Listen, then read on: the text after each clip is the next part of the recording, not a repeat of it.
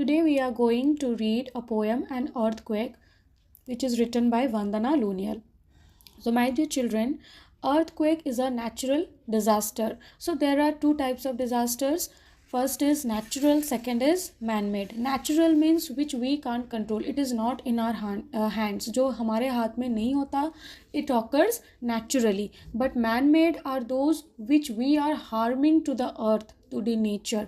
For example, जैसे war and the pollutions, like explosions, etcetera. मतलब बहुत से ऐसे चीज़ें हैं जो हम नेचर को हार्म करते हैं. That is the man made disaster. Natural like cyclones, tsunami, floods, famine, epidemics, all these are natural disasters. Landslides भी हो गया, विच वी कांट कंट्रोल, जो हमारे हाथ में नहीं होता. So one of those natural disaster is earthquake. So let's start. We will read line by line and also we will understand line by line. You will also get to know the correct pronunciation of each word. So let's start reading. As I lay wide awake, my beds began to shake. जैसे ही मैं अपने bed पे सो रही थी, अचानक से एक shaking जैसा फील हुआ. शेक मतलब हिलने लगा bed. Was my fear real or fake? The trembling fan confirmed the quake. तब मैं अचानक से तो कुछ समझ नहीं पाई कि क्या हो रहा है. ये जो मेरा डर है ये सच में है या एक वहम है. तो जब मैंने ट्रेम्बलिंग फ़ैन देखा, trembling fan mean shaking fan, जब वो हिल रहा था तब मुझे कंफर्म हुआ कि no, it's an earthquake. The houses came crashing down. Oh my god, cried the whole town.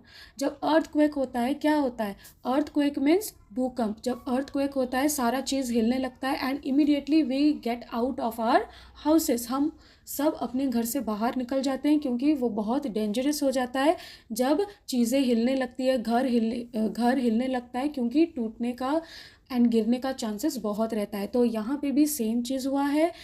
मतलब होल टाउन यहाँ पे रो रहा है. मतलब किस वजह से? डर की वजह से, क्योंकि उनका जो घर था they all came crashing down, मतलब टूट के सारा कुछ बिखर गया है. मतलब इतना ज़ोर से अर्थक्वेक हुआ है.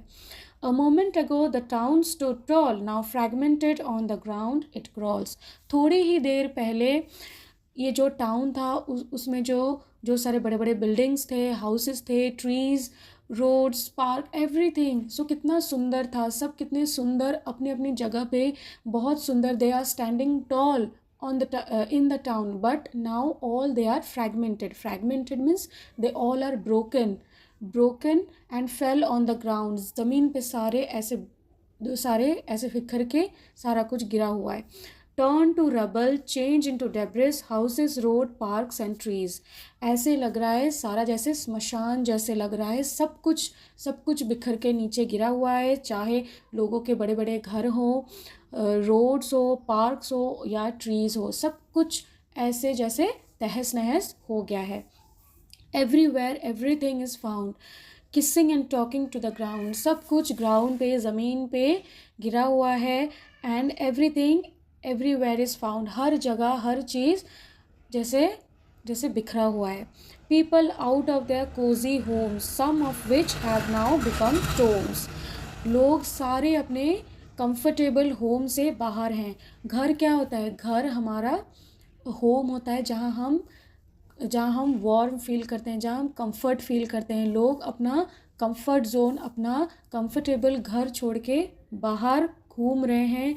मतलब they all are out of fear, मतलब फियर से, डर से एंड बहुत ही दुखी होके घूम रहे हैं. As of which have now become tombs, जैसे ये टाउन, ये शहर पूरा स्मशान बन गया है. They all are very sad and fearful. So this is the poem written by Vandana Lunial. So for more, keep watching my videos and like, share and subscribe my channel Insta English. Thank you so much for watching. Bye bye.